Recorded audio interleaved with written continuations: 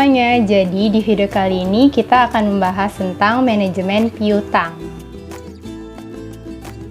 Dalam sebuah bisnis atau perusahaan, manajemen piutang merupakan hal yang sangat penting agar rangkaian proses piutang usaha dapat berjalan dengan semestinya. Pengelolaan piutang biasanya berisi perhitungan dan analisis penjualan kredit dalam suatu perusahaan. Penjualan kredit tersebut dilakukan dengan tujuan untuk meningkatkan laba perusahaan, yang kemudian diatur dan dianalisis melalui pengelolaan piutang. Mengingat betapa pentingnya manajemen piutang dalam bisnis, maka sistem pengelolaannya pun harus efisien supaya tidak merugikan perusahaan di masa yang akan datang. Karena di dalamnya menyangkut persoalan laba, serta biaya-biaya yang muncul dari adanya piutang itu sendiri. Piutang suatu perusahaan muncul karena adanya penjualan dari barang dan jasa secara kredit. Manajemen piutang itu sendiri merupakan serangkaian kegiatan yang dilakukan untuk mengelola piutang perusahaan. Rangkaian aktivitasnya meliputi planning, mentoring, dan controlling terhadap uang-uang yang akan ditagihkan. Piutang dalam suatu bisnis atau usaha merupakan hal yang wajar. Pasalnya, banyak pelaku bisnis yang menerapkan dan memberlakukan kebijakan pembayaran kredit pada usaha-usahanya itu untuk meningkatkan laba perusahaannya sendiri. Bagaimana sistem piutang dapat menaikkan laba perusahaan? Seperti yang kita ketahui, daya beli masyarakat itu terbatas. Melalui piutang, perusahaan berharap masyarakat masih bisa membeli atau mengkonsumsi barang dan jasa yang ditawarkan oleh perusahaan. Dengan begitu, roda penjualan pun akan tetap berjalan. Tetapi pada kenyataannya sering terjadi kemacetan dalam piutang, yang disebut dengan piutang tak tertagih. Piutang-piutang yang tidak tertagih itu bisa memberikan dampak yang buruk atau dampak negatif terhadap usaha atau bisnis seseorang. Maka dari itu, piutang harus dikelola dengan prosedur yang baik, efisien, dan efektif agar berjalan dengan lancar. Pengelolaan itu yang disebut dengan manajemen piutang.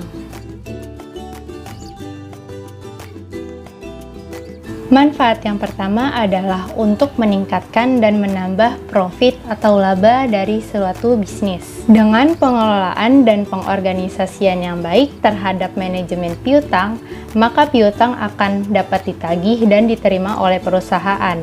Nah, piutang yang tertagih itu yang akan memberikan keuntungan atau laba. Manfaat yang kedua adalah membantu mengurangi resiko kecurangan. Dengan pengelolaan piutang yang baik, maka resiko kecurangan dalam penjualan dapat diminimalisir. Resiko kecurangan yang dimaksud adalah piutang-piutang yang tidak bisa terbayarkan atau sama sekali tidak bisa direalisasikan.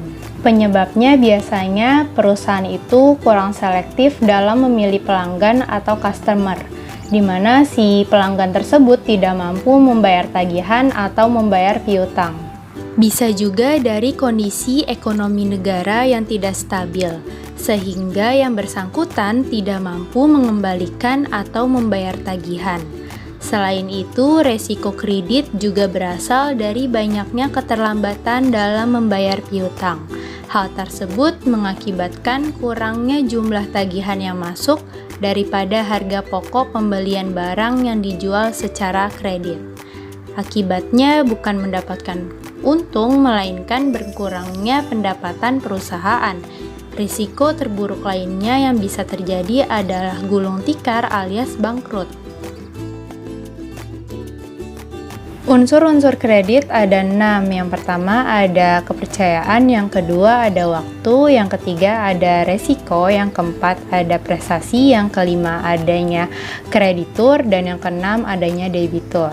Kredit berdasarkan jenisnya itu ada 3. Yang pertama ada kredit konsumtif. Jadi kredit konsumtif itu merupakan kredit yang diajukan oleh debitur kepada kreditur guna untuk memenuhi kebutuhan sehari-harinya atau kebutuhan pribadinya. Contohnya seperti untuk membeli rumah, membeli mobil, membeli motor, dan lain-lain.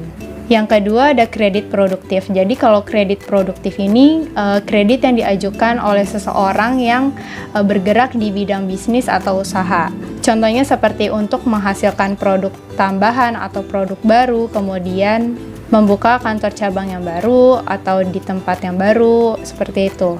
Kemudian ada kredit perdagangan. Jadi kalau kredit perdagangan, dananya itu dipergunakan untuk keperluan perdagangan. Jadi contohnya seseorang membutuhkan dana untuk menghasilkan produk baru yang banyak gitu. Kemudian ada kredit menurut jangka waktunya. Jangka waktunya itu ada 3, yaitu kredit jangka pendek, kredit jangka menengah, dan kredit jangka panjang. Jadi kalau kredit jangka pendek, maksimalnya itu 1 tahun. Kemudian kalau kredit jangka menengah, itu memiliki jangka waktu antara 1-3 tahun. Kalau kredit jangka panjang memiliki waktu lebih dari 3 tahun. Biasanya ini untuk keperluan investasi, penambahan produk, atau membuka kantor cabang yang baru. Itu membutuhkan waktu yang lama, lebih dari 3 tahun gitu. Kemudian ada nih persyaratan-persyaratan untuk mengajukan kredit. Syarat-syaratnya apa aja? Ada fotokopi KTP, fotokopi KK, fotokopi NPWP, kemudian ada sertifikat kepemilikan rumah dan tanah sebagai jaminan atau BPKB kendaraan. Kemudian ada buku tabungan baik di bank atau di bank lain. Kemudian ada surat keterangan tempat bekerja bagi pegawai kontrak. Kemudian ada slip gaji 3 atau 4 bulan terakhir. Kemudian kita harus mengisi formulir pengajuan kredit sesuai permintaan. Yang terakhir ada surat keterangan sanggup membayar cicilan kredit nih dengan baik jika masa pensiun kerja semakin dekat. Jadi itu adalah syarat-syarat untuk mengajukan kredit.